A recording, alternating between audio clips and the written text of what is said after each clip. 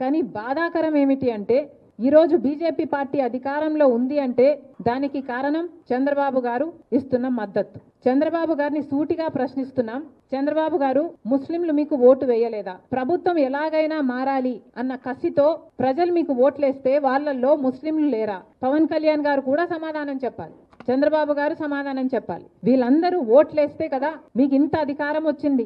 మీకు ప్రజలు ఇంత బలం ఇస్తే కదా ఈ రోజు మీరు బీజేపీకి బలం ఇస్తున్నారు, కేంద్రంలో సర్కారు నిలబెట్టగలిగారు. మరి అలాంటప్పుడు మీ రాష్ట్రంలో ఉన్న ముస్లింలకైనా మీరు ఏం సమాధానం చెప్పుకుంటారు? ఎలా ముఖం చూపించుకుంటారో చంద్రబాబు గారు సమాధానం చెప్పాలి. ఇఫ్తార్ విందులు ఇస్తే సరిపోతుందా? ముస్లింల మీద నిజంగానే ప్రేమ ఉండాల్సిన అవసరం లేదా మీకు?